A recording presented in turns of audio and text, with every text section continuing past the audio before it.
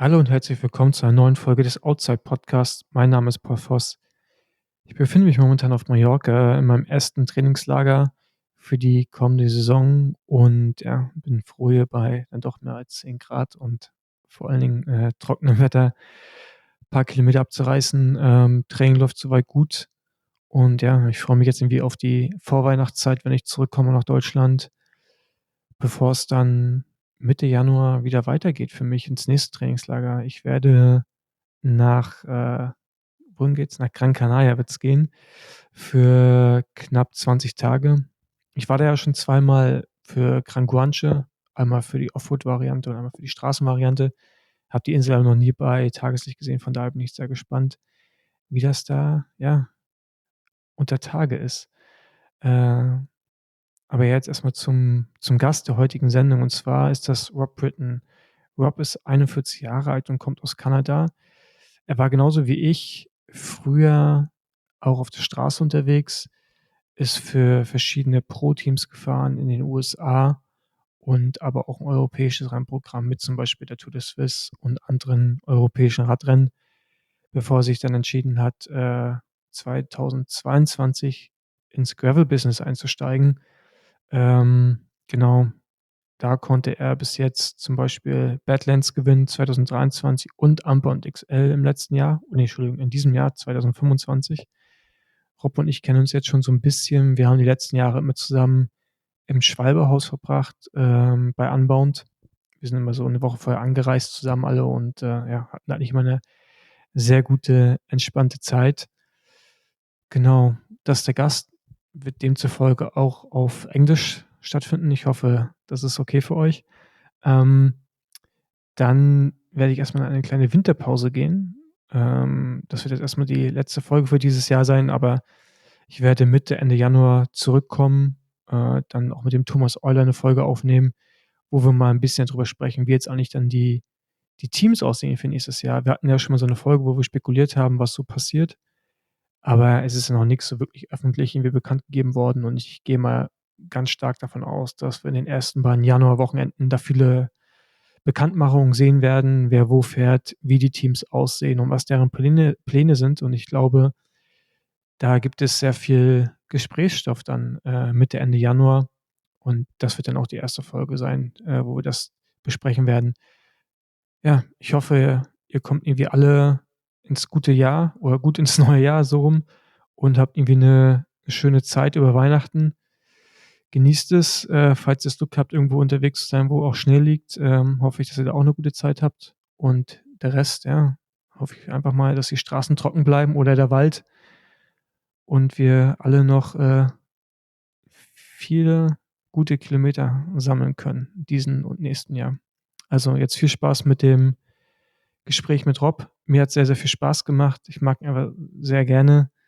Bevor wir aufgenommen haben wir schon, 'n bisschen lachen müssen und mussten uns da echt, zusammenreißen, einigermaßen seriös in die Folge reinzustarten. Aber ja, hört selber und viel Spaß dabei. Hey Rob. Hey Paul, how's it going? Good. Man, you're seriously the least serious German I know. I'm the least. So how many Germans do you actually know, beside from all the Schwabe guys? Well, if you That's take it. away those, I mean, like, Then it's me. yeah, it's well, yeah.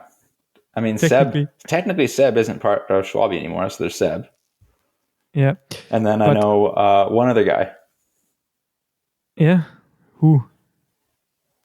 Sebastian, not a cyclist. or other Sebastian. He does Okay. film and video. He's great. Okay. Samek. Yeah. Yeah.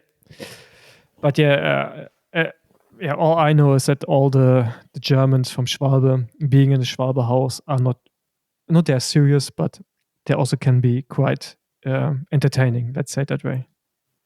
That's very accurate. Yeah, that's very accurate. But the people already know who you are, I hope.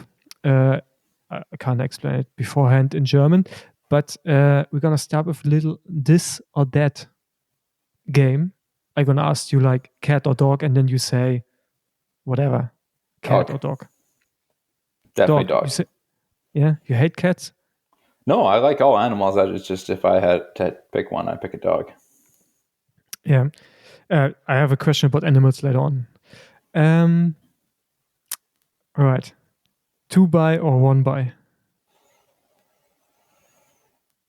2x. Mountain bike or gravel? Gravel. Gravel or road? Gravel.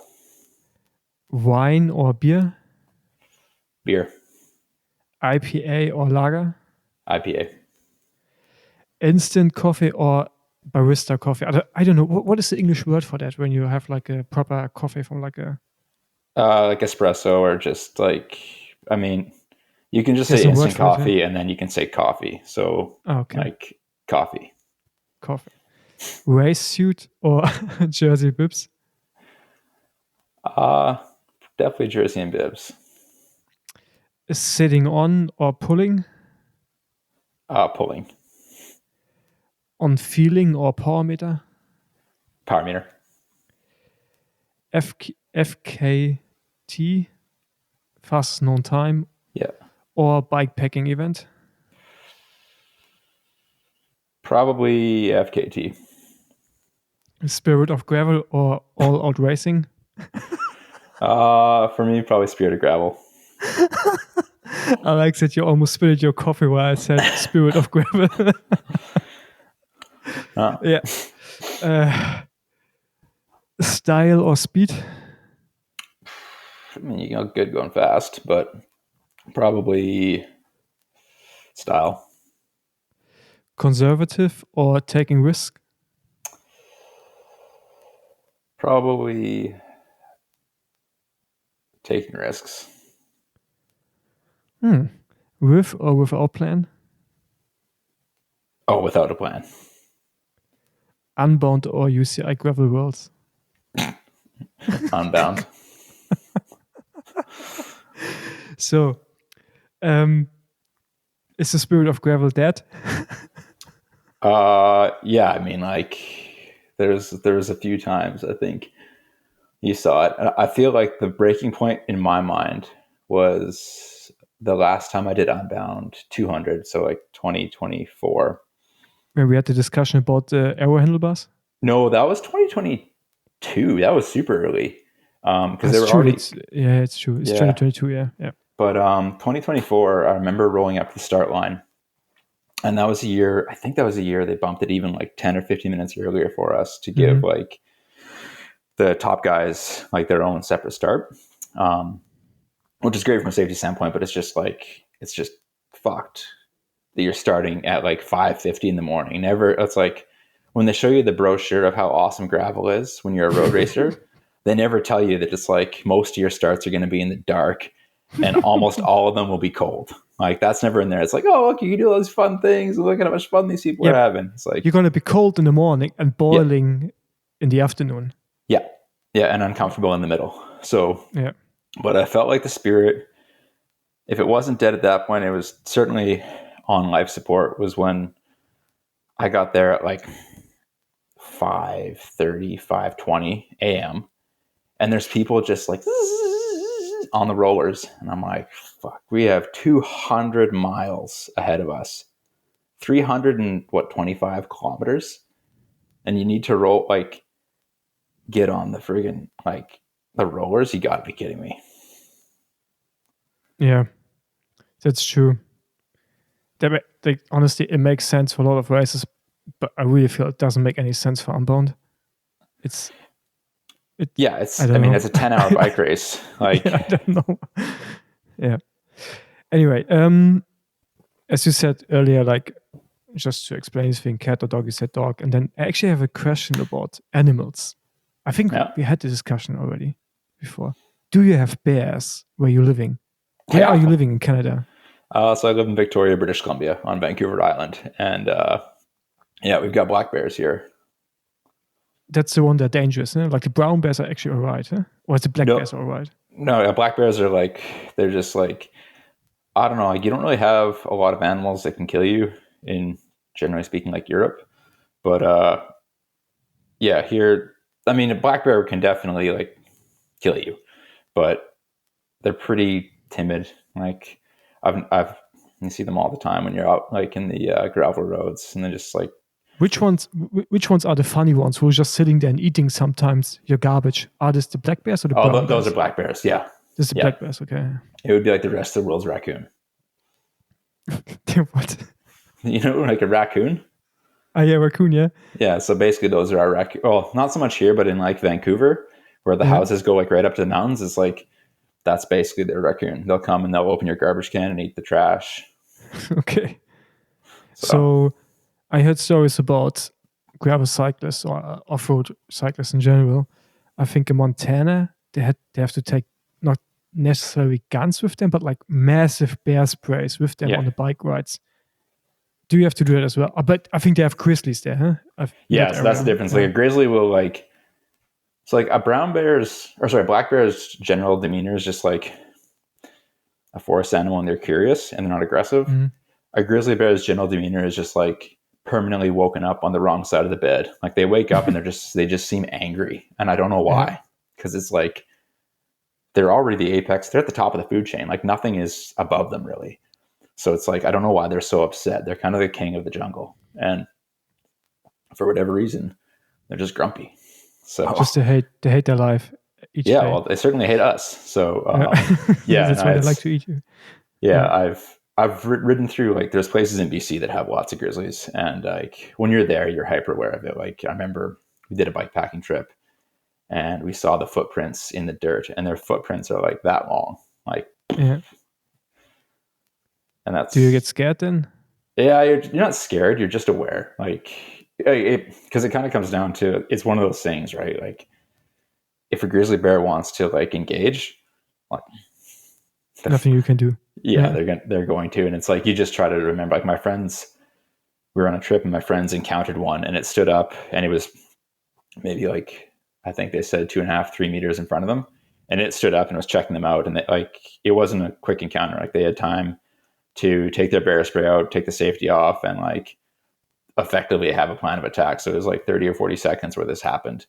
And I was already up the road by myself, which was a terrible idea. Anyway, they were fine, but they're definitely out there. It's like we later come to your Unbound, not Unbound, to that one as well, but to your Badlands win.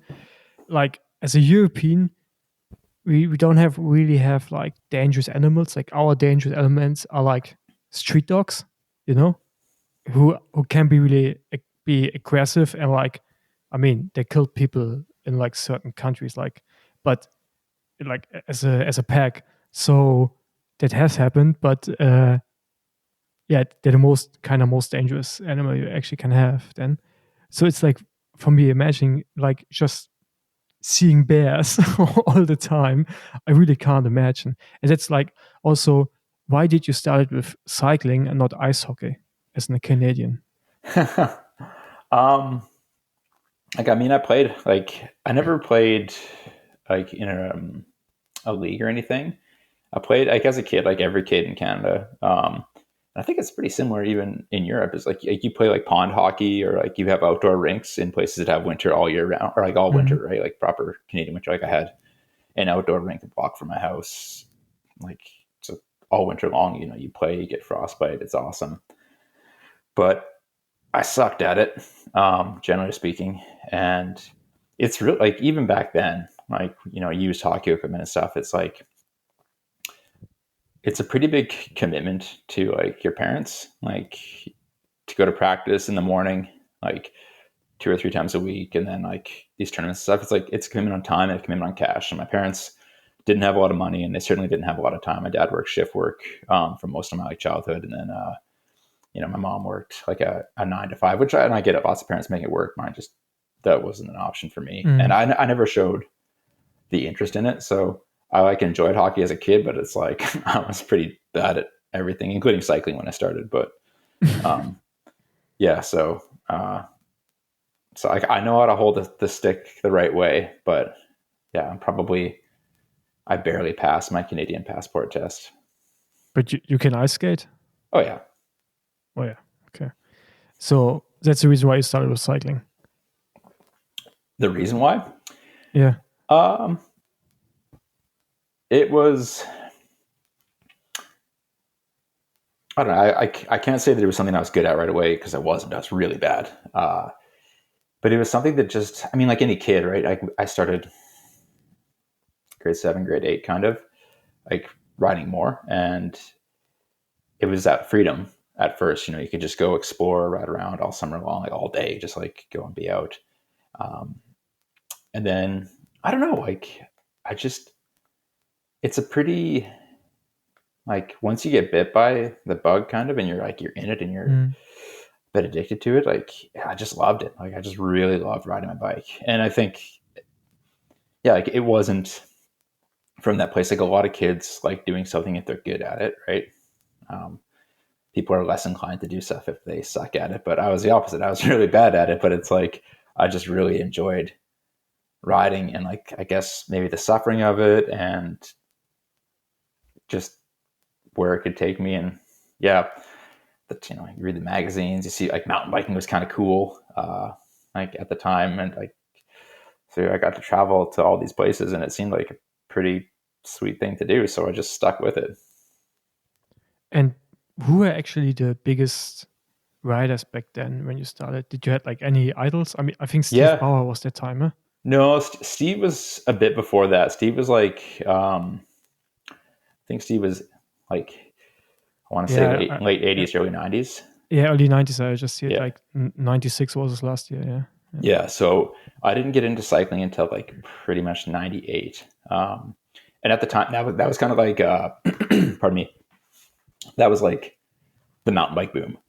So that was when mountain biking was, I'd say, even to this day, mountain biking was definitely, like, cross country mountain biking downhill was at its peak. It was cool to be like, have a cool mountain bike and stuff like this. So, and that was shortly after that, like when I was still in like high school, was when Canada was doing really well. Like Rolling Green, 2-time world champion, Ryder Heschel, who was like a big idol at the time, was like, I think he won World Cups. He was like U23 kind of guy. Then, like, on the female side, like Alison Sider, arguably one of the best cross country mountain bikers like ever. So we had like some hitters at the time. Like also when I was younger, road wasn't as exciting for me, and we didn't have, like, at the time, it would have been like Michael Berry. That would have been kind of the only guy ish in the world tour back then. Like, I'm trying to think of other guys, and then eventually, Ryder went over, and he became like arguably the most successful Canadian cyclist on the road, for sure.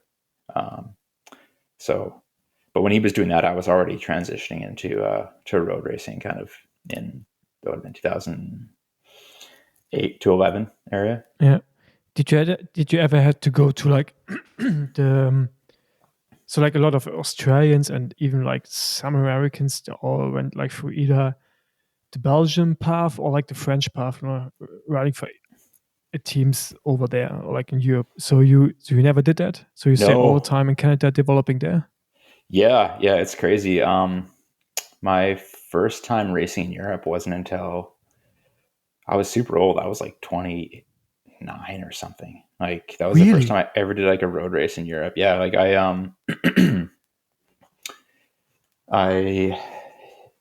it would have been on Rally, like Rally UK. So initially, like, because back, like, rewind to like kind of the mid 2000s to like 2019.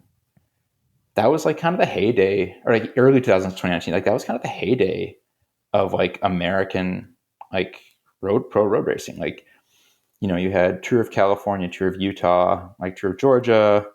At the time, we had the World Tour races for a while there. In Quebec, we still have those. But even before that, there was like a pedigree of like these incredible, like, high caliber UCI races in. I did with my Continental team. We flew over, I think 2012 was it, to do Tour of Utah and then other races. So yeah. So we would have raced each other back then.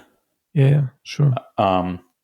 Yeah, because like, and they had money too, right? Like, so the teams had money, so you didn't have to go to Europe. Like my pathway was to go from like racing provincially in BC to like regionally. So like the Pacific Northwest, so down at the US as well. And these stage races, you'd have the people from their pro teams were there. So you'd have like one or two pros, like that were at a decent level in the US. So you'd start racing against them, beating them. And then I got a contract with an American team, Bissell, which was one of the biggest teams in the US. So I didn't race in Europe until, I think it was 2020. Or no, sorry. It would have been like 2013 maybe. Mm-hmm. Yeah, 2013, I think. I raced for British Rally, Rally UK. So, and that was like, it was crazy, man. Like, I I would see have the been, races. I think we must have raced against each other. oh, for sure. Yeah, Like, even Europe. Yeah. like we did Tour d'Ardèche or Cirque d'Ardèche or something like that. Drome. Yeah, just like there's like these like little like UCI like 1.1s that I see, and I'm like, oh yeah, I did that like back in the day. Like Trobro Leone, these ones. So that was like and I was just like, it was like, this is fucking crazy. Like to go from racing in America, where it's basically just like a fitness dance off, right? If you're fit and you want to go to the front, you just go out and go to the front because the roads, are like bigger than any road that exists in Europe. It's like the Autobahn, but everywhere. But like in Europe, like that's the first thing you realize. You're like, oh my God, like how do I even get to the front? And that was back when it was easy to move around and like teams weren't as like diligent as they are now. So yeah, I think I would have been 28, first time I ever raced in Europe. Okay, and did you enjoy it actually, or was it for you like, bah? I enjoyed because it. The racing, it's also like when it comes to gravel, we're talking a bit later about it, like American racing, I never raced. No, I raced Tour of Alberta, and I did the World Tour races, so I kind of know how racing in Canada is similar to the US. Pretty much. It's like you have a lot of space. So like if there's coming like a dangerous situation, it actually never comes because you always have time to move up. So it's like, you're never in a rush really to fight really for positions.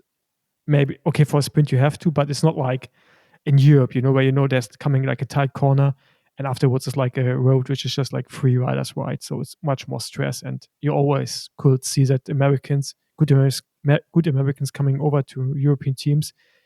At first they struggled. They were always good in mountains where they could just like watts per kilogram. But as soon as it was a bit technical, Oh yeah, they struggled quite heavily. So how was it for you? Oh, for sure. No, I was like definitely atypical in that sense. Like I struggled big time in it, and it never got significantly better because as like my skill set improved, also bike racing was changing more and more, where teams were getting more and more packed together. Like if you remember, like kind of that like late 2010s, like teams were still like you'd have 2 or 3 riders grouped together, but they would be like just like a mix of riders, and so it made it a lot easier as an individual to move through. But like by the time we were over there on the back end of racing, like when I was on rally in the US, so whatever 2016 through onward, it's like they just wouldn't let you up. Like it would be like gutter to gutter, and they'd look back, they'd see you. It's like either they didn't recognize you or they recognized you and they didn't like you. And it's just like if someone on like at the time it would have been like Lotto Jumbo, like if they if they don't want to let you up, you're not moving up. Like it's it's just that clear. And it's like, and you see it, it's like if they look back and they see Quick Step and the Quick Step's trying to move up, and like, and we're talking like a non-critical part of the race. Like I get it when everybody's going in the last 10K, like no one gives an inch, but earlier in the race, like you don't have to be a dick. But it's like, I remember that was just crazy. It's like as the American team, people like went out of their way to like not let us move around at all. And you're like, oh, okay, this is going to be a lot harder. Holy cow. Like I thought it was hard before. It's like, this is crazy. So it's just like trial by fire. Like you really do just have to go all in. Like you're saying, like we are very like North Americans fitness wise, like the numbers are good, but it's like, unless you're coming over onto, and I do really believe this, is like, unless you're coming over onto either a good pro Conti team that has respect in the peloton or a world tour team, it's like people like, and I get it. Like we do the same thing to amateurs in North America. Like we wouldn't give somebody we didn't know a wheel, but it's, yeah, that was a big struggle for sure. And it's like, you just have to, it takes time to get used to and build trust and stuff. But it's like, even in the back part of my career, it was like, unless it was someone I knew, it was still hard to move around in the group. Yeah. So you retired end of 2019, and the last years, I think you were in a pro. Back then, it was still called Pro Conti Team, which is now Pro Team. And to 2021, I made it to the end of 2021. Sorry, 20. Oh, sorry, then I wrote it wrongly down. No, but it says 21. True, not 19, 21. What was the reason for you to stop back then? Honestly, I never thought I'd actually get to a point when I was racing that I would get to make money and like go to the level that I got to. So it's like, I wanted to get like, so I had kind of like, I'd achieved my potential in my mind, but I did want to give myself one proper year of like being in Europe and like dedicating myself to like the craft, living abroad. So like not just going over for blocks at a time, but like actually living in Girona for the full season and like being committed to it. And that was 21. Yeah, exactly. So, and because it's like things got all weird with like COVID, right? Like 2020, 2021. I was one of the lucky ones that like I got a paycheck every month. My contract didn't change. So that was stable. So it's like I owed it to myself. And I think like also my like sponsors or the team to like really try in 21. And I did, and it was fine. Like I was like mostly fit. I got shingles that year on my face, which was pretty awful. It was like pretty much like a sign of like your body's just like so overstressed, your immune system effectively breaks. But I can crystal clear remember, like I had this feeling that, you know, the gravel thing was like going off in North America at the time. And I really kind of liked that style of riding. Like to me, there was more that I wanted to do in biking. Did you have any contact with gravel back then already? Like I did a bit, yeah. I was talking with like Felt a little bit already. But really it's like I reached out to people who were kind of, I'd say, kind of like leaders in their respective like realms. Like I reached out to like Jeff Kabush, Ted King, a triathlete I know, Brent McMahon, because you know, you're going from a team aspect to something you've never done before as like an independent contractor where you have to like effectively build your own team, right? So I reached out to all these guys, and then I was at Tour of Swiss. So Tour of Swiss, like, I think you've done it, right? Yeah. So Swiss is like... No, wait. No, I think I did Dauphiné, but no, I never did Tour of Swiss. No. Wow. I did Romandie. Oh, okay. So this is like a slightly warmer version. No, the Romandie is before the Giro, which is even colder. Yeah, so Tour of Swiss is slightly warmer. Slightly warmer, yeah. Maybe I did it. I don't know. I have to check, but I don't think so, no. So anyway. So I remember, I did Tour of Swiss in 2019, and like it was like my best European result ever. I think I was 11th on the Queen stage, and I was like really proud of that. And I'm like, oh, I'm making progress. And then 2020, everything's just like dumpster fire. 2021, come back, and I showed up to Tour of Swiss in probably some of the best form I've ever had. I was super lean. My watts were great. I'd done a good altitude camp. Like I thought, like, at the very least, I was every bit as good as I was in 2019. And we did the Queen stage, and I got dropped with like 2 mountains to go, and I was doing like 410 watts, and then there was still probably like 410, 420 for like 30 minutes at a time. Like these are, at the time, that was good. Like, and there's like 100 guys left in the field, and then halfway up the climb, I caught like Stefan Kuhn coming off after he'd been riding the front. And I'm like, I don't think I belong in this sport anymore. This isn't fun at all. Like I'm watching stuff on Eurosport afterwards to see what happened in the bike race that I was in. That's not a good sign. And that's like, I wanted to do so much stuff. So, you know, you're in one of the biggest races, like 1 week races in the world, in the most beautiful country you can really be in. And if you're not enjoying yourself and like feeling satisfied at that point, like it was definitely time for me to like check out. And like I remember making a video. I was just like sitting on this beautiful like paddock pasture, looking at the mountains, like typical like Swiss countryside, right?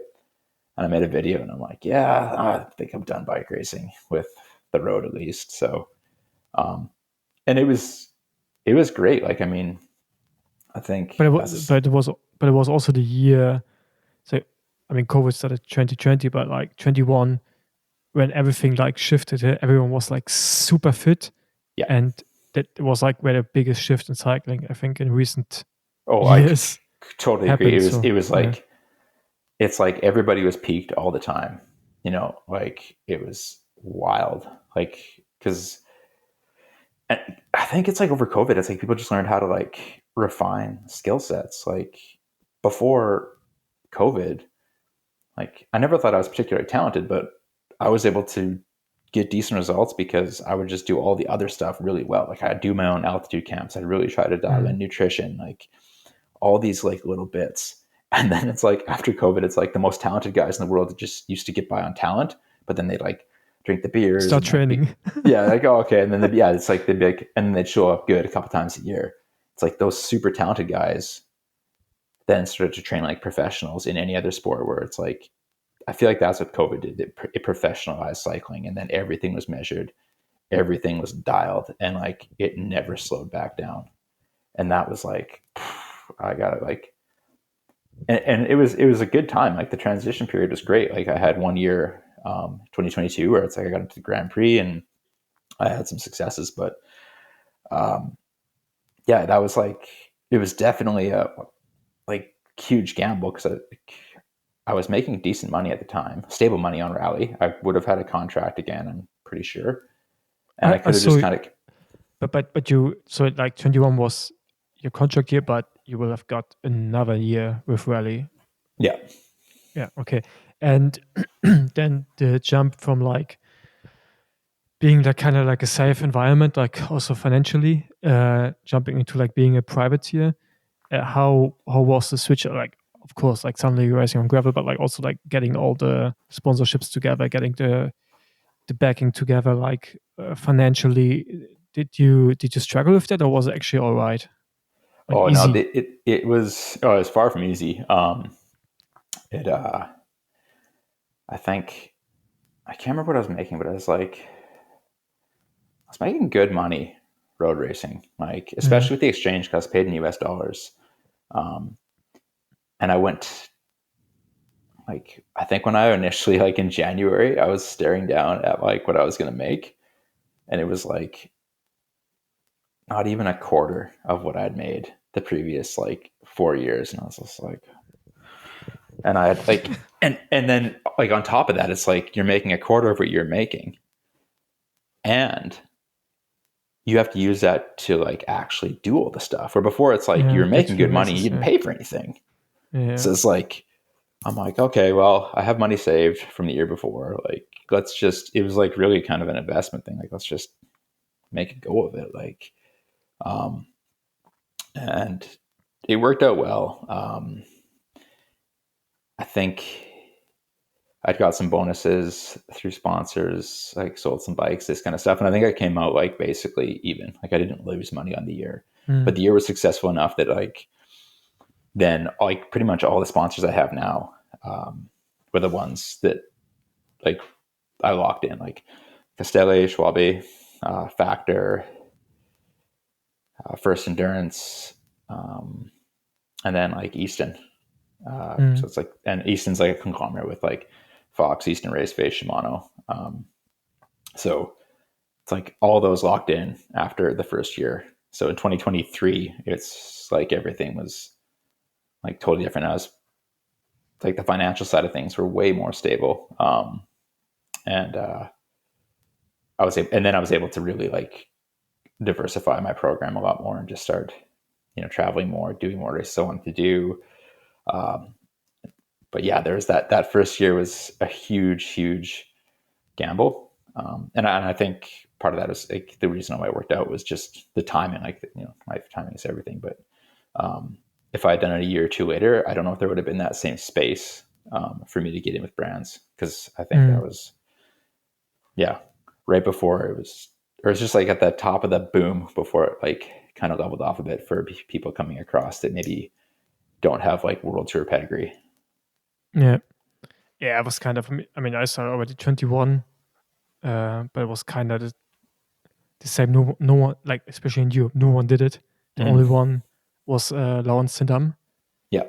And I was one of the only ones who was actually allowed to travel to the US back then. Oh yeah. In 21, with like a exemption from the US Olympic Committee. I still don't know how I got it, but I got it. It was actually strange sitting in airplanes to the US with just like empty. five other passengers, and you had more like board crew members than actually passengers on board. Oh, it's And the like best. these big Boeings, it's like, it's you had like a whole like cabin for yourself. Just lay down. It's great. Yeah, but that was spooky. It was really strange to travel. I was traveling, and in the airports, no one was at the airports. It was just like really weird, especially to the US. It was really strange, and but yeah, you said it's luck. Of course, it's always timing, but I believe to make a certain amount of money, you need to have also personality, because these days a lot of guys and girls coming into the sport, but they're coming also with another mindset into the sport, which is more road, like which is coming from the road, like the mindset and the structure, everything.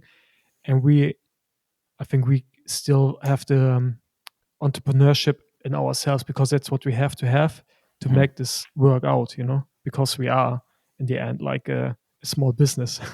Yeah. And we have to deal with everything. Yeah. No, it's good. Yeah, it's true. I don't know. So I don't know how I make it by, but it's usually just with I mean, first of all, you kind of got some decent results during the years. So I think that is certainly also helping performing. But then, I mean, I know you also as a person, like last 2 years we spent together at the Schwalbe House. And if I will be a sponsor, I will also like just pay you to have you around me, because you're just comedic relief. Like, you're just a nice person. But no, how, so like, I'm still interested in like the jump from 21 to 22, like to get all the sponsorship deals done, and also then to 23. Did you enjoy that, to like negotiate things, get in contact with people, organizing everything, booking your own hotels, booking your own flights, all that shit? Do you actually enjoy that, or is it like a pain in the ass for you? I mean, I think I like it more Or do than a you lot of people. have someone who's doing it for you? No, I do it all myself. I'm way too cheap to pay someone else to do it for me. But over the years, like I was saying before, like I did a lot of my own altitude stuff, right? So I was already pretty good at logistics before I went to this side of it. So that side of it I actually quite enjoy. Just like finding travel accommodations, like this stuff. It's like it ebbs and flows with how efficient I am at it, but I don't hate it.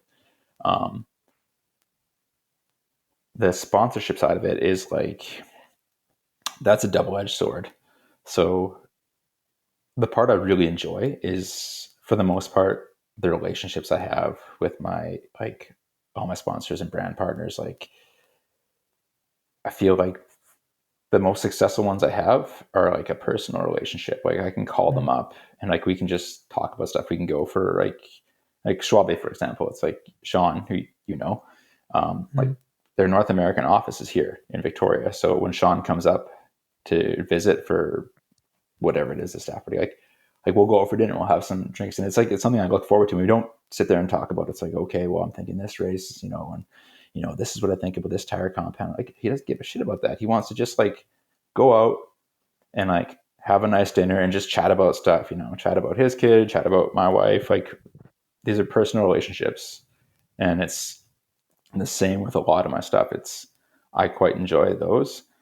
And then the part of it I don't like is when you have to start like basically evaluating what your worth is. So the negotiation of like, it's like, well, we like each other and we have this professional side of it. And I think I'm good at what I do and I represent your brand well, but I hate the part where you have to be like, so this is what I think I'm worth. What do you think I'm worth? Oh, okay. You don't think I'm worth as much as I think I'm worth. All right. Well, let's find something in the middle, like, and then it's like, it's just sort of like this elephant in the room that makes it awkward between like, and that's kind of the pros and cons of having like a business that's also like a friendship, right? Like, um, it's tough, but I think, yeah,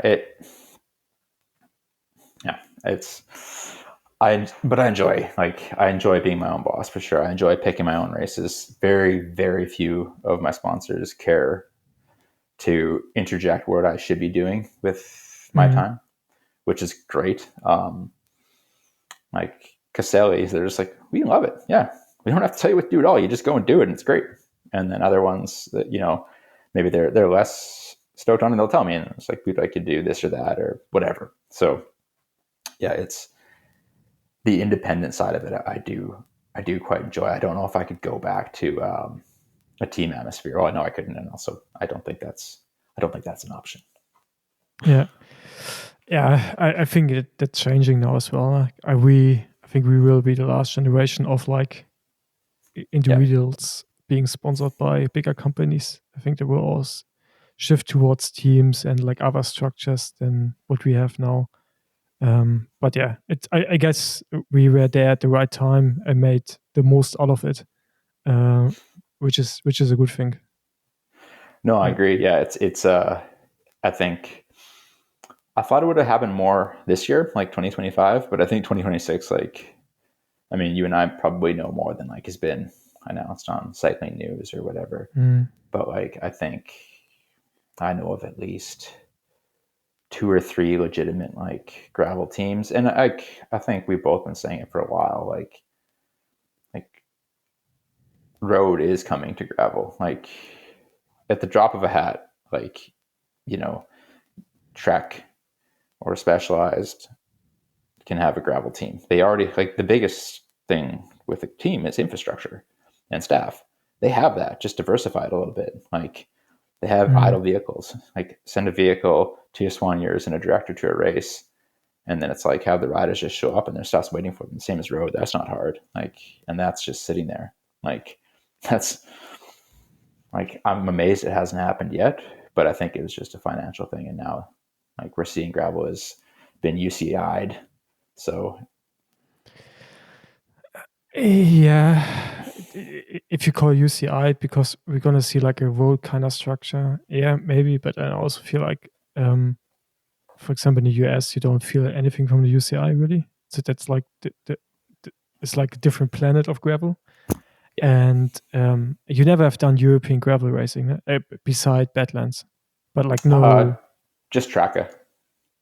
Okay, but you did 360, yeah? Yeah. Or did you do the 360 200? Well, 360 though is like, I'd say last year the 360 was like Unbound. Yeah, but the 2022. 200, like so what I mean is like the dynamics, like 200 has a totally different dynamic to like 360. So it's like Yeah. it's a different kind of racing, and UCI races are also different to Unbound. It's like two different kind Yeah. of riders, even almost. Yeah. Even so, Just it's shorter, so you can just go flat out for the pretty much the more whole nuts, time. yeah. Yeah. What does gravel mean to you? Well, it used to mean not road racing. I mean, to me, it still does. Yeah. From a racing standpoint, it's a way to race and use your own personal tactics in what used to be kind of like a mano situation, like similar to being in like high caliber breakaway, pretty much. Like if you were fit in gravel racing up until recently, it's like you'd always make that initial selection, and there always would be a selection of crux in the race. And then very, very few people would have a teammate. So it became like who was savvy, who was fit, and then And then all the fun things that gravel has, right? Like bike handling skills, like nutrition stuff, because you don't have like support all the time. So I really liked that sort of that aspect of it. There was just so many moving pieces to it that made it like to have a successful race, you had to kind of nail everything. And I think a lot of that's changed in the last couple of years. And it'll continue to like evolve. From a riding point of view, just like riding, like I love the places you can go. You can just see so many places that you just would never, even on a like cool road ride, which I love. Like I still love riding my road bike. I love training on a road bike, but the stuff you see on the gravel for me is just, it's the best. Like some of the places I've got to go. Unfortunately, when I do like those big FKT efforts or like the super ultra distance stuff, I go so deep, like I really do struggle to remember a lot of it because like you just annihilate yourself riding through the night, right? But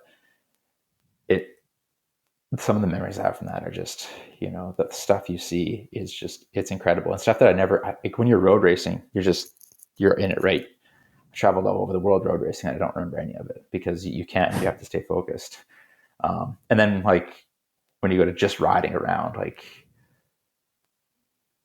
riding at home where I live, it's really fun to just sort of like maybe call it underbiking. Like what I do for gravel, people would call it mountain biking. Like we ride single track. We do a lot of stuff that's really, really technical. Like how bikes have like evolved to have like 2.1, 2.2 mountain bike tires for where I live. Like that's why I run a suspension fork so much, because here it's like, it's the best. Like the mountain bike trails scare the shit out of me. But riding mountain bike trails on a gravel bike, like you can take a blue trail and make it fun. Whereas on like a trail bike, a blue trail is like boring, but a black trail is terrifying. So it's like, this is like that happy middle ground. So, yeah, to me, it's like, I love how like many different things you can do with a gravel bike. You can do a huge, basically mixed terrain ride. You can take it down some like pretty twisty stuff, and just, there's no cars. Like that's probably, if I was like one thing, that's one of the best, is just there's no cars. Yeah. You won 23 Badlands. How important was that victory for you, or was it even important? It's kind of funny, man. Like I think coming from North America and Canada, like you saw firsthand how I get ready for pretty big races. We're coming to that later. But, we talk about your Unbound XL, and it's like I still think you made all this up, but yeah, I saw it with my own eyes how chaotic and unorganized it all seems to be. But I'm not sure it is actually that unorganized. But yeah. Yeah. So Badlands, I think as like a European winning Badlands, it's a really big deal, and you can make some really good sponsors and brand partners from it. And it's like I didn't get like any, like Schwabe was unreal, right? Because they're part of the race, but like no one cares. Like from like outside of that, it's like factors like, oh cool, yeah, nice. Sorry, what is it? It's like, as Badlands, it's like probably like one of the biggest like ultra distance gravel races in the world. Like it's huge. Like, oh, okay, cool. But like, yeah, it's like all my sponsors are North American, so it's like Badlands is like on another planet. They're just like, oh, okay. But like, it's like I can't even get like Garmin to sponsor me, and it's like, it's like, and then. But so it was a personally for you. It was really special personally. That was a huge, like on a professional side of it, it didn't really change anything. On a personal side of it, it was really, really special. Like I wanted to do well in it, but I'd never, that was the first ultra distance race I ever did. And man, like I didn't start like, I don't know, I always do this. Like I didn't start like figuring out where like rest stops were, like my pacing strategy. Like Seb had sent me a note because he won the year before. So he had sent me a note of like some places to stop. And what his plan was. And then I just sort of looked at like how his race unfolded the year before, because he made a video or something. And I'm like, okay, well, I'll just do that. I'll just try to like get solo by like 250K and then just keep going. Like, and we started, and I was just like, I remember being like, holy shit, we were going really fast. But then like, same as any other bike race, you're just like, well, if I'm hurting and I think I'm in pretty good form, certainly everyone else is like in pain.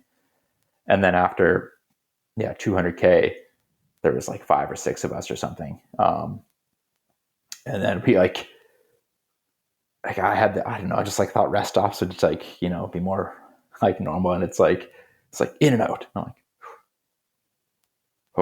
okay. So we're not stopping really. All right, cool. Sure. So it's like, and this is like the only year ever they had bad weather at Badlands. Like it was pouring rain, like for the first half. They had to alter the course because our bikes would still be in concrete.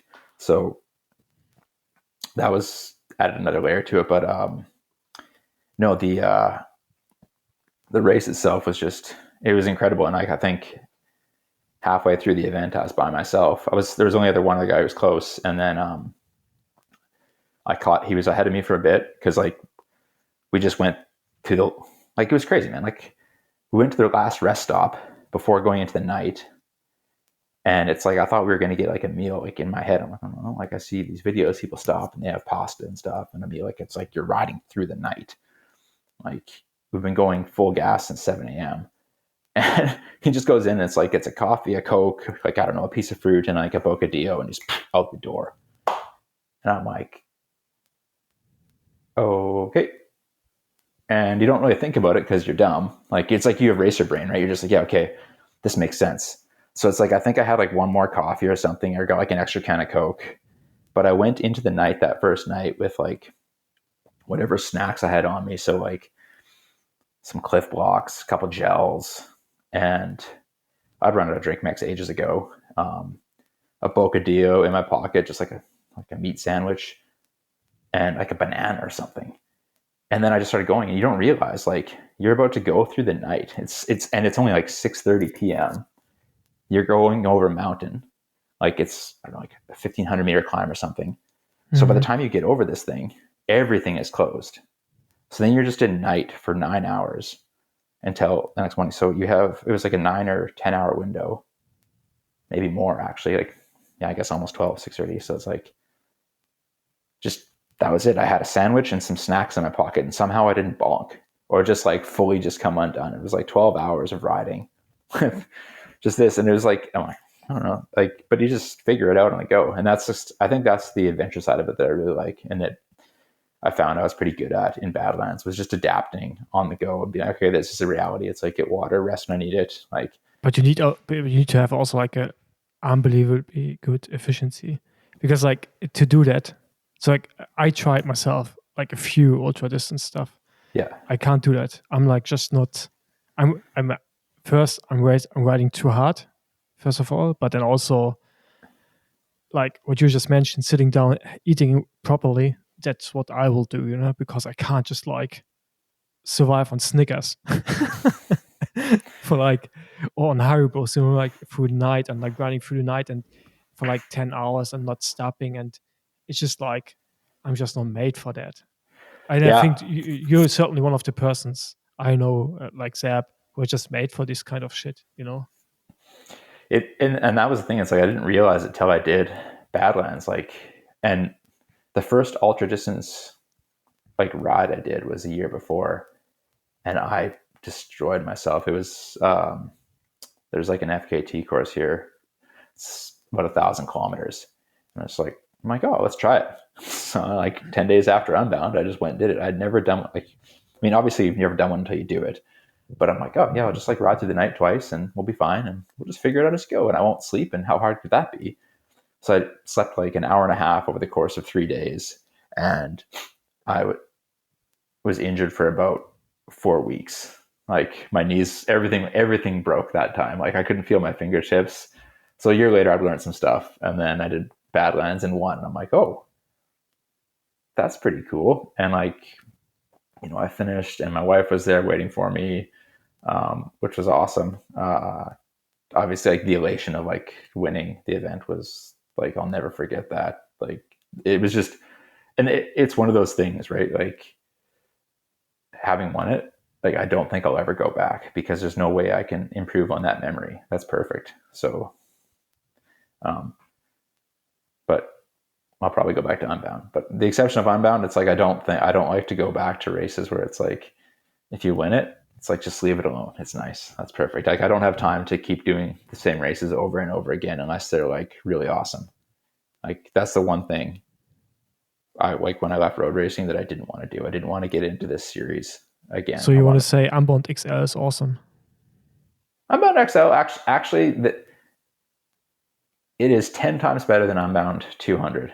Like I mean this when I say it. It's like I was genuinely having fun racing it last year. Like when but okay, this year you mean in 25, but I guess you also enjoyed it because you were racing against like cool guys, like guys who are like you, like-minded, and who come also from like professional road background with Lachlan Morton, Lawrence Tendam, who was the Ted? Was he racing this Teddy year? was there, and then Robin was there for a while. Yeah, so it was a good group, and it was just like I was like, even before there was some other guys, and we were just like just giving her like, and I'm like this, like it was just like this is sick. Like I don't know what's gonna happen. Like we're all certainly going to find out, but it's like, you know, it's like you're just always thinking about different stuff, looking at what this guy's carrying for water and like what their fueling strategy is going to be. And like, but okay, wait, before you start talking about the race itself,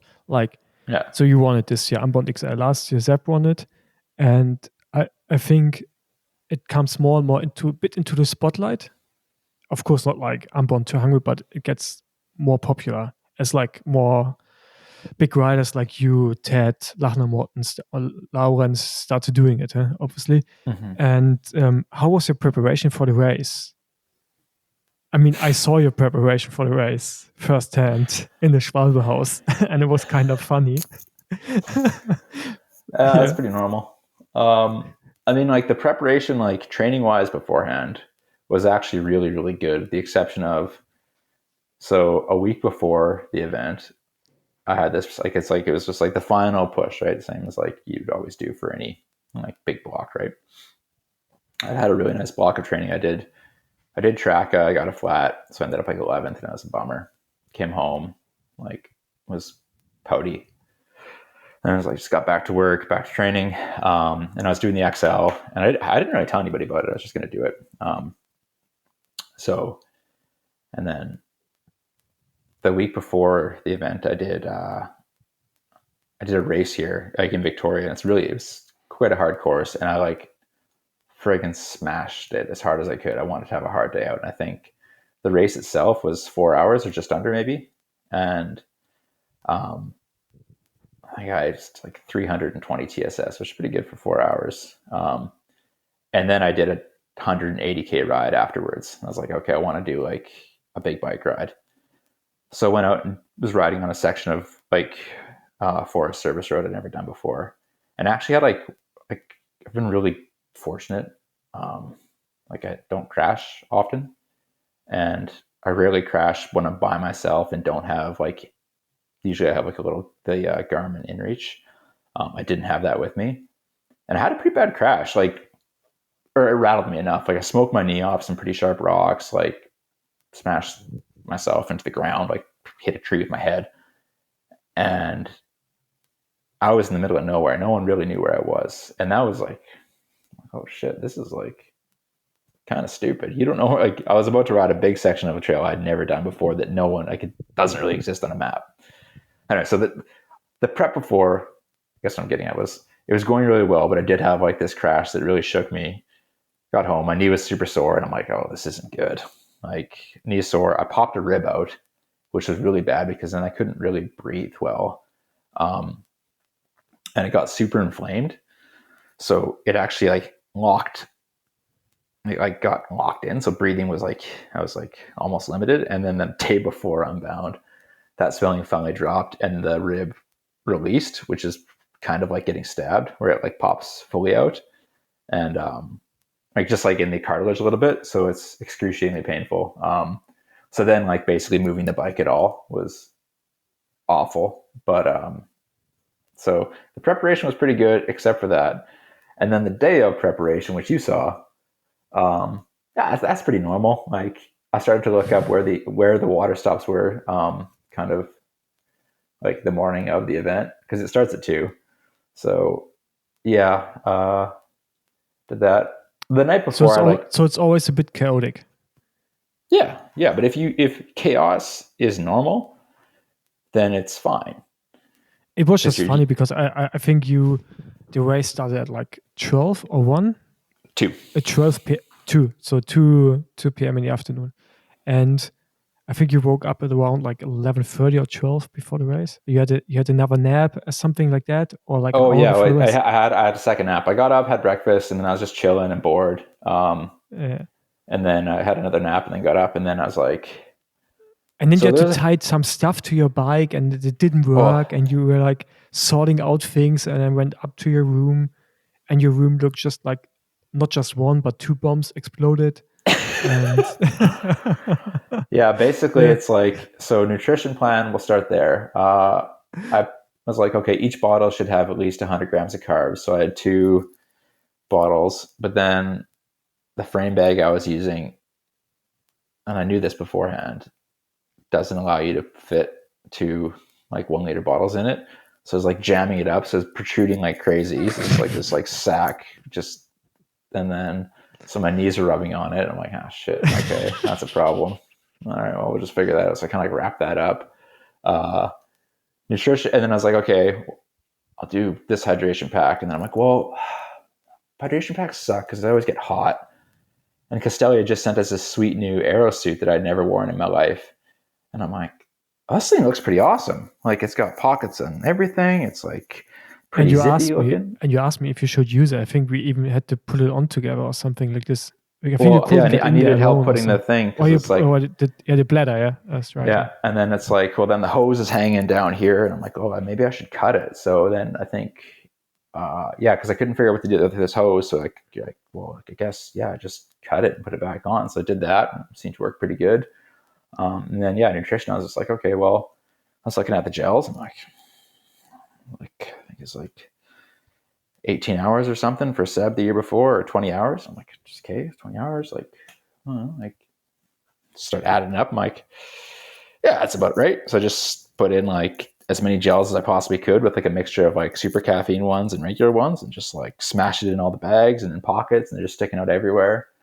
And then I had some extra like things of mix to make en route because I thought that was a pretty good idea.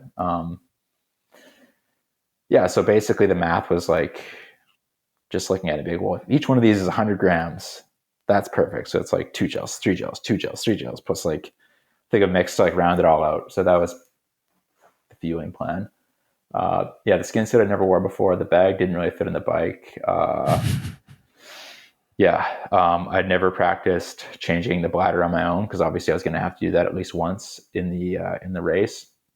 And then the piece de resistance that no one really knows about was I had a brand new wax chain within, like, so I used silica, so I had the endurance chip, so it's supposed to like help carry the chain just like into that like 300k range, but eventually but still it was a specifically wax chain, brand new for the event. And there was like one of the rollers on the chain links was the wrong diameter. It was like slightly too big. So when I put the quick link on, it was binding.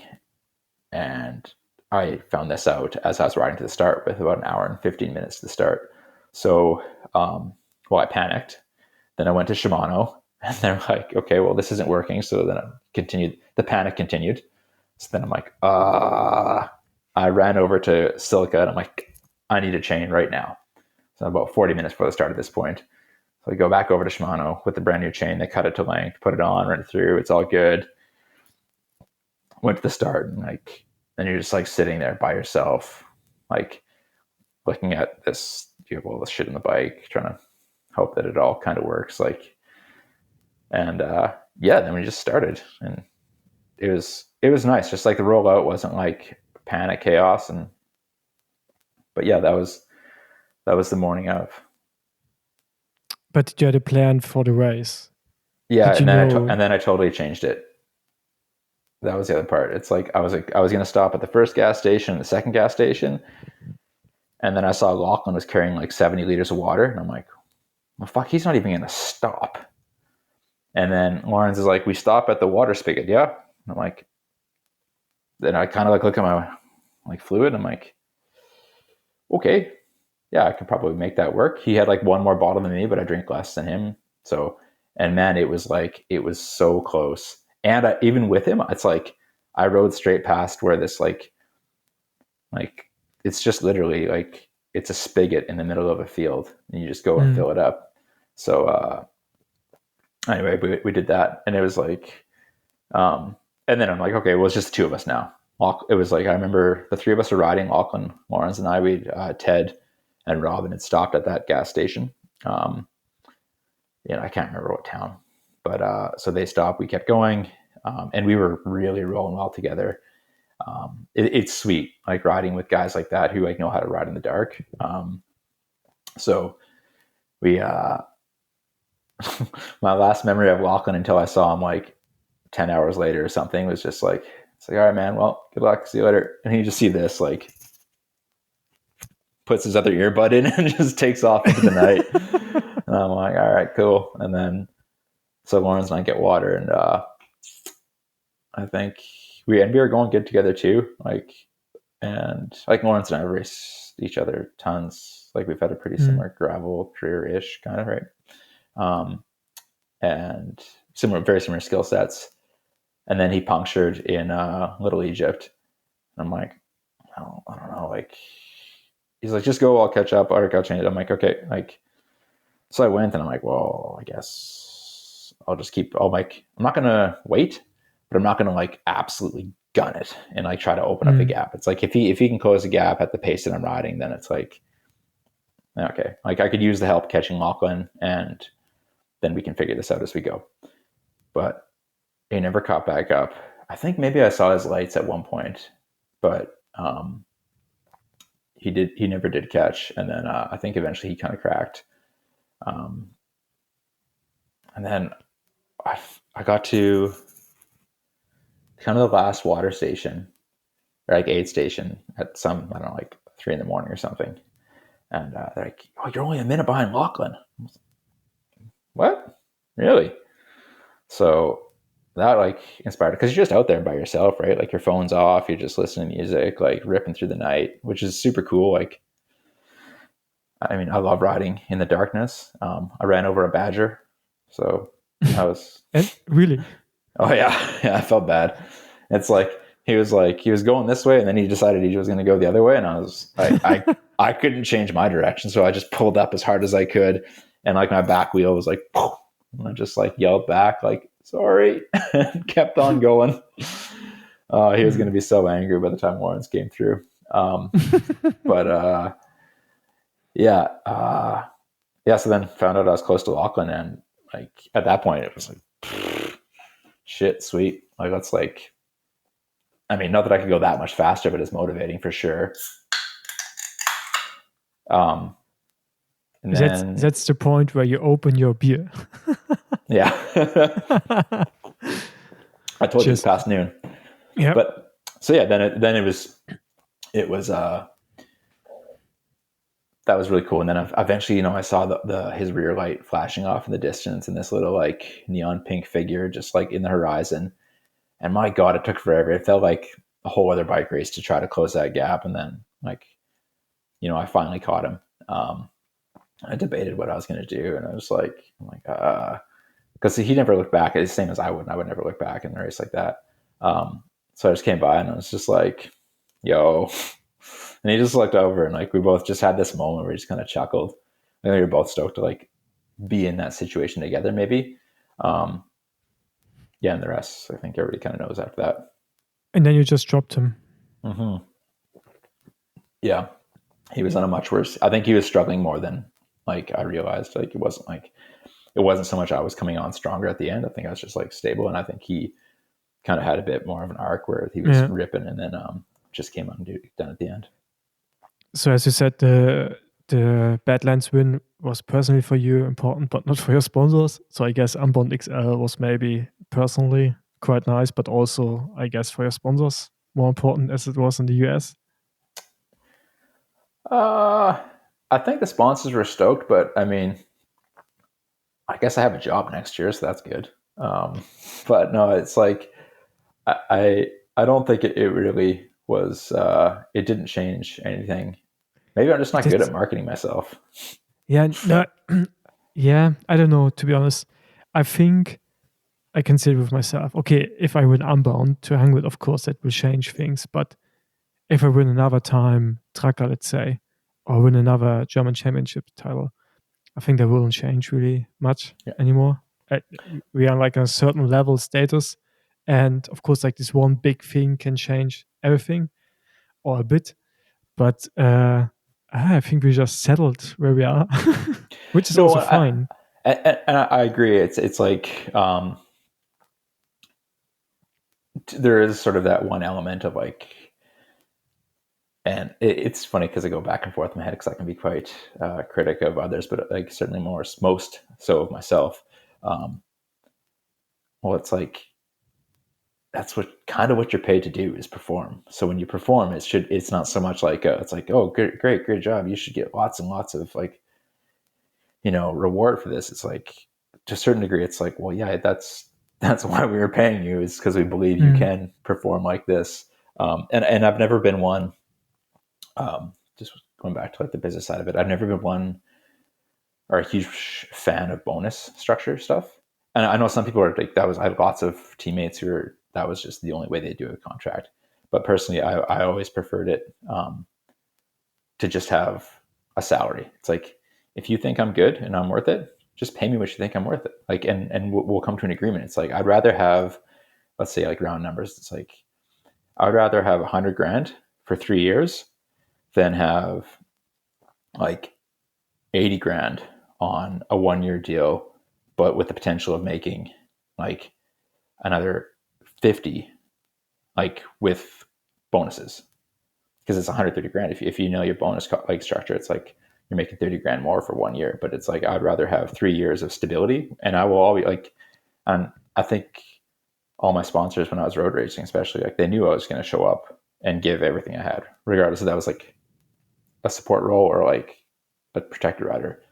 But and I just sort of brought a lot of that over to gravel, like just trust that I'm always going to do the best I can for the brand. And like, whether that's in performance wise or whether that's in storytelling on like the ultra side where we do like a video. And for the most part, the brands have all kind of bought in and agreed with that. Like, it's for me, it's good. Plus it's like, I always found like, it's really hard to go to a bank to get like a mortgage or something like this and be like, but next year, I know it says I'm making $50,000, but I'm feeling pretty good about it. So I'm thinking 80 or 90. And hey, you can trust me. Yeah, no, it's true. But I have to say, here in Europe, more and more brands start to work with like this bonus systems. But I think that comes also through more and more rider agents coming into the sport, and they're negotiating all these bonus systems, and they're trying to put that on also on us individuals. I also prefer to have like a good solid base salary.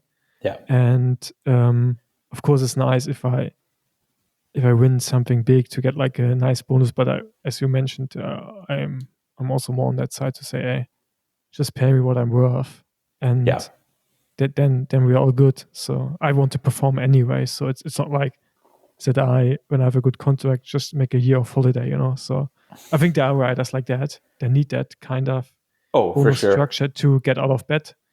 But I think we both are definitely not one of them. Yeah. No, that's like, I just like I say, like from when I was a kid to like now, I just love riding my bike. Like, it's like so it's like going out and hustling and like getting the work in when it's like miserable outside, like it is today, and taking the day off. But like generally speaking, it's like that's never been like hard to do. Like that's, Mm. it's like, I think also too, like I've worked other jobs. Like I was like, I say at the start of the conversation, like I wasn't a child protege, right? Like I was really shitty, like really bad. And so like I worked until I was 25 before I ever had like a paycheck racing a bike.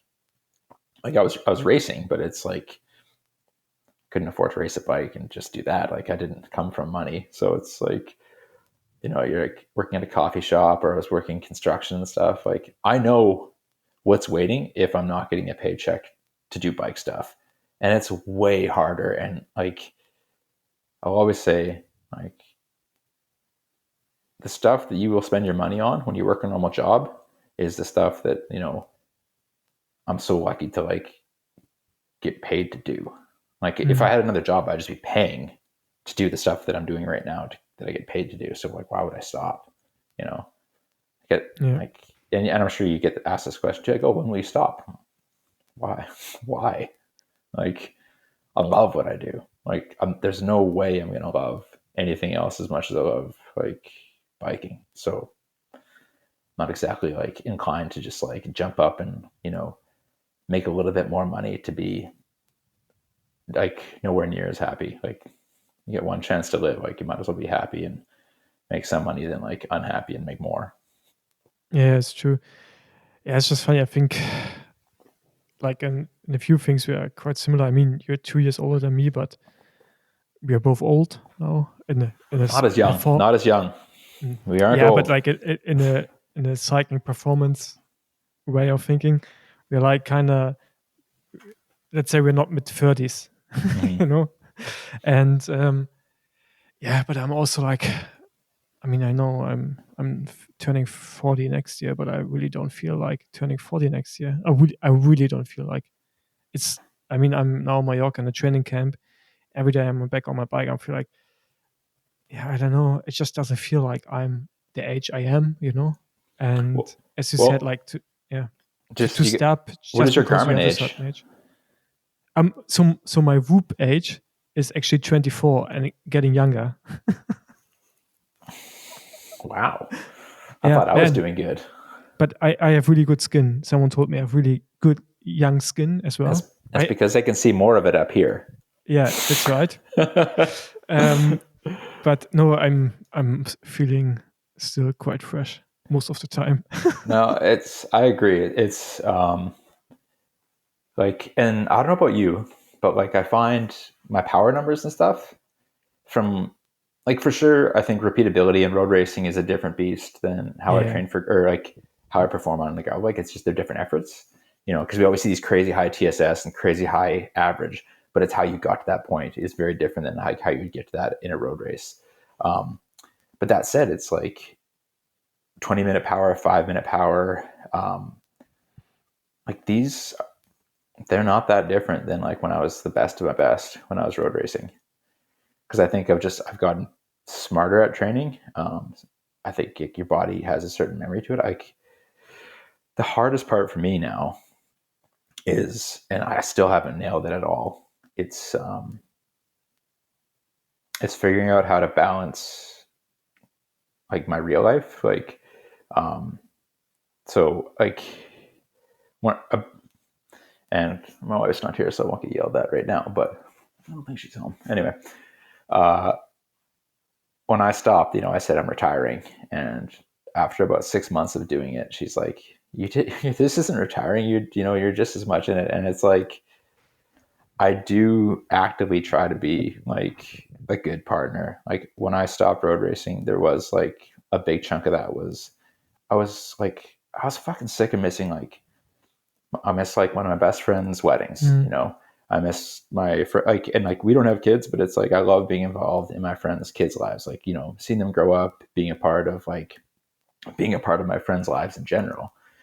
Just like having a community at home. You know, we travel so much. Like I've actively really tried to be involved in the cycling community at home, because when I stop racing, it's like I don't just want to be, you know, like a stranger in my own town. Like, you know, I want to actually know my wife can stand to be around me when I'm home, like for 12 months a year instead of like a combined 6. Like, not just be like a ghost. And that was something I really wanted to do better at than when I was racing on the road. And that's something that now I still struggle to find the balance with. And it's more so that I think I'm doing a much better job in those like real world things, but the consequence is like recovery gets compromised. Like you can't just like, when it's the best when you're road racing, right? You come home and it's like, you're in the, like, I mean, you're at an altitude camp right now. So it's like, or No, I'm not an altitude America. camp, Mallorca, yeah. But it's like, you come home, you put the Normatex on, you have your recovery drink, you get like, perfect sleep scores every night. But that's the thing. Unfortunately, it's not like that, because what you just said with like the combining the normal life and you're struggling with that, or you still haven't figured it out. I have exactly the same problem, even in the training camp. I don't have these routines I wish I could have, but if I have these routines, then I don't have a private life, or I can't do other stuff I'm doing with like different podcasts, other businesses I'm involved with. So like either you have to cut there to make this one thing 100% perfect, but then you compromise so much what has more impact on your like future, which is year-wise longer than your work or like your career will be or was. So, but that's like still so tough, and sometimes I'm struggling so much in my head to like say, no, it's okay that I'm maybe now not having the 1 hour nap after training, but doing something with someone, because that it's more important for something for the future than maybe for like, I don't know, having 5 watts more on my threshold or whatever. You know what I mean? So it's like, I completely agree. Yeah, it's and part of it is just the acceptance of that, is accepting that it's like this has greater value to me. And I think but it's not easy. It's so hard. Every time you have to tell yourself again what is more important. At least I have to do it. Like it's I have to remind myself. It's gotten a lot easier, because I just hope, I mean, who knows how many of my sponsors actually listen to this, but it's like, in so many instances when I'm racing, like I love being involved in the race and I love like fucking it up, like, but I don't really care. Like all of these results I get, like I'm not tied to them for the most part. Like I was in road racing. That was a huge part of it, is like I was really tied to those performances. And now I just like it, I don't care. Like it's not like that's, and I get that. And that's maybe a defense mechanism. So it's like when you don't have a good result, it's like you're not so much attached to it, but like I'm more relaxed on it. So it's like, because of that, I think it makes it just a little bit easier when I'm like, like this weekend, I did like, a 4-hour like mountain bike ride with a friend, came home, had a burrito, went to the gym. And then that night went out for like burger and fries with my like brother and sister-in-law and my wife, like, had a couple beers, like, and then I had, of course, like pretty shit sleep that night, like full of just like salt, fat, and beer. And then wake up the next morning and I'm like, oh, I got 5.5 hours on the calendar, and like go bang that out. And like, and that's fine. Like, sure. It's like, it was training optimal. No, but like, did I enjoy my time? Yes. And like, kind of what you said is just like, you have a lot more life as a person than you do as a bike racer left. And it's like, I think for me now is like my time as like hyper-focused bike racer is behind me. Like I achieved on the road more than I ever thought possible. All this stuff in gravel has just been like the bonus, which has been awesome. Like I've gotten way more results in gravel than I ever thought I would too. So it's like, okay, this is fantastic. And now it's just like, I love that now I have a community at home, like that, like I know people who ride bikes that don't race. They don't know me as like the guy who won Tour of Utah, really. They just know me as like this event I put on, the last ride. They know me as the entity that created the last ride. They don't know half the stuff I've done as a racer. Like Unbound changed that because it's a big one in North America, but they just know me as the guy who does like the last ride. I'm like, last ride guy. And that's awesome, because now that's become fully separate from like the bike racer identity. So, but yeah, it took, and it still takes just the acceptance and like really actually having that life balance. Cause man, like as you get older. Yeah. And I think part of it too, you try not to think about it, but like, the guys you're racing against, like Keegan, obviously I still consider Keegan as like the top guy in the world. And like someone will come along that's faster than him, heaven forbid for everyone else. But like, they aren't compromising. It's like, and I had that, and you've had that, where it's just like, you do everything perfect and everything is like blinders on bike racer. And like, I just got to accept it. Like, all right, well, I guess I'll just and that's what's cool about bike racing. It's like, you can still have your good days, even when you're racing against these guys, but it definitely does make it harder. Yeah. That could be a nice end to the podcast, but I have one more question. Okay. What are your plans for 2026?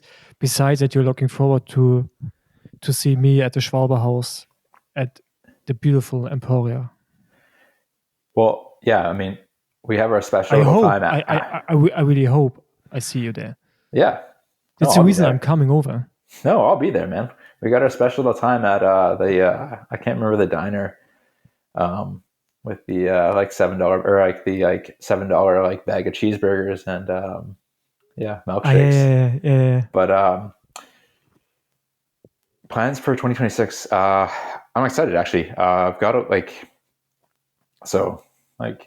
for the most part, I'm on my final year contract with all of my main sponsors. I certainly hope I get to continue doing it, but you never know. So and this is just me, it's like, if by chance this is my last year of doing it, I was like, well, I want to go with a bang. I want to go to as many cool things and do as many, let's go to a different country every month.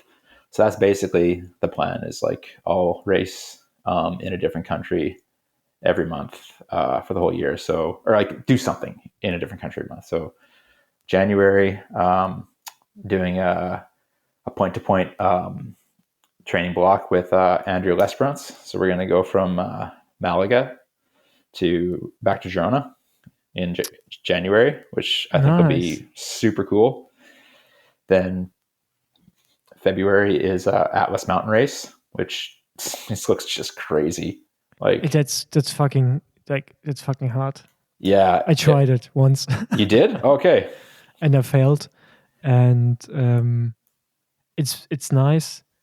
The people are so kind, and it's a beautiful experience. Like, beside the racing, just like to see the people in the mountains and so on. It's just amazing. But it's brutal. It's really brutal. Yeah. So I'm gonna do that. Which I for kind of everything you just said is like, it excites me. It's not one I'm going to like. I want to win this. It's like, this is like an opportunity to do something super cool in Morocco, which looks just amazing. March, I want to do the hills in Italy.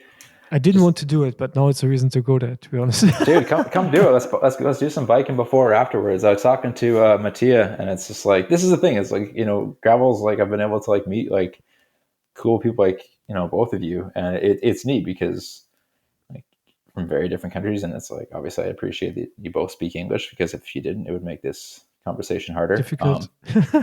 But it's like, it looks like a really cool place. I love Italy. I love that part of, I've never spent time specifically there, but on both sides, it's just a beautiful place.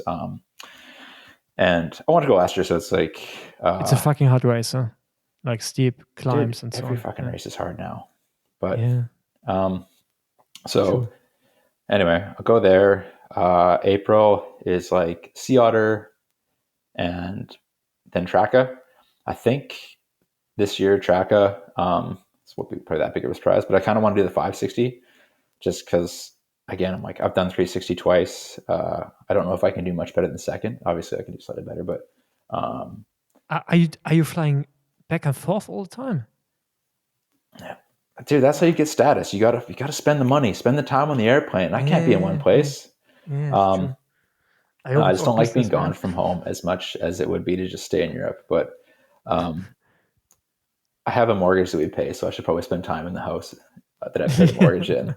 But after that, then there's some like local races at home, which are nice. Unbound XL.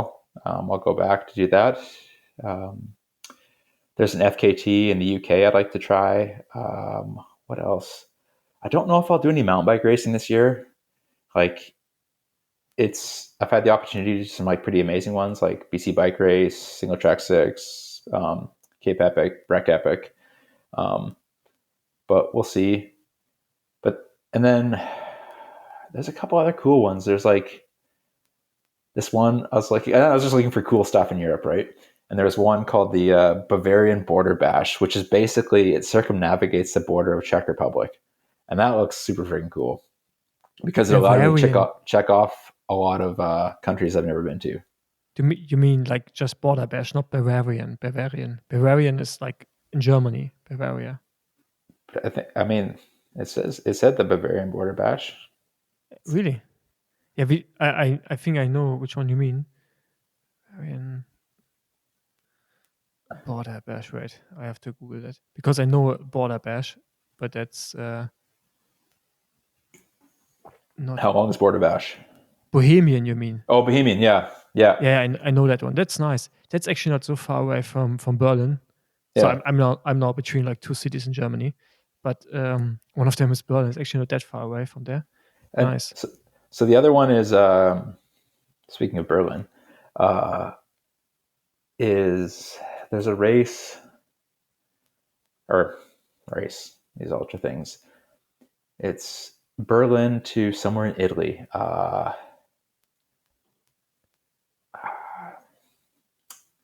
Why am I spacing on it?